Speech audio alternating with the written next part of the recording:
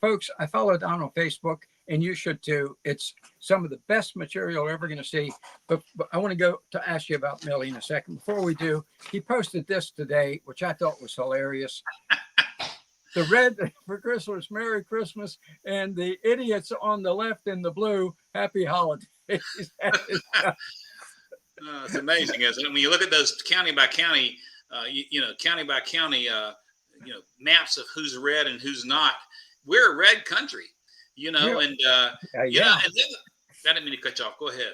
That map right there shows, Carter, the brilliance of our founding fathers with the Electoral College, because the Electoral College that Tim Walz and Democrats try to attack and destroy is one of the greatest checks and balances in the United States Constitution, which is full of checks and balances. If it weren't for the Electoral College, our founders knew that corruption, is a cesspool in these large blue areas. They knew that back in 1787, and that map shows their brilliance. Of course, the president won a popular vote as well, but God bless those guys. We got a lot of good things for this year. Don, I often think when people say to me, well, you should go with the popular vote, I tell them, well, let me ask you a question.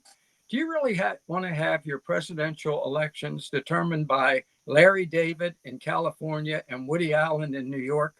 Right. I don't think so.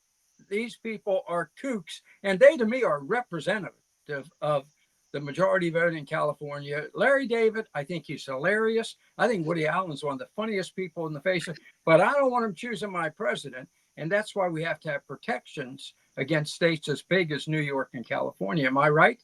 Am I right? Betcha. And you betcha. And it goes back to a fundamental premise in Article 4, Section 4.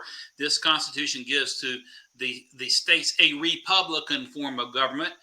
It was James Madison, the principal architect of the Constitution and of the Bill of Rights, who said that a democracy is the most vile form of government. Of course, Benjamin Franklin said democracy is like two wolves and a sheep meeting at high noon and voting on what they're going to have for lunch. So we are a constitutional republic. We're not a democracy, and it just gets under my nerves. Even when our own Republican senators and Fox News guys are democracy. You can throw democracy in the trash can. We are a constitutional republic, which is based upon checks and balances. If you want to see what a true democracy looks like, you go back to the 2020 George Floyd riots.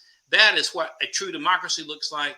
Every democracy eats itself. The founders hated democracies, and the Electoral College is part of the series of checks and balances. See, a constitutional republic is built on checks and balances designed to prevent the usurpation of excessive governmental power. We got to go back to know who we are and what we're about if we're going to move forward and make Don, this work.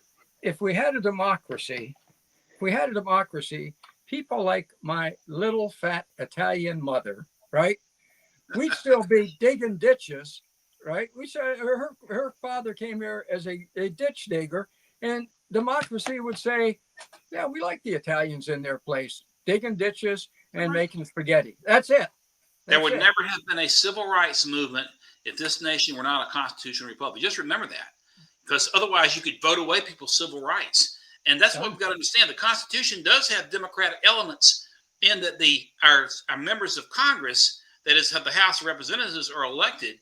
But originally under the Constitution, not even U.S. senators were elected publicly. So the idea is to check power against, what we need is less government. Like President Reagan said, the government that governs least is the government that governs best. And I think he borrowed that from Jefferson. But that's what the Constitution is designed to do. We have limited enumerated powers in Article 1, Section 8. But above and beyond that, at every turn, you see checks and balances at multiple levels under our great Constitution.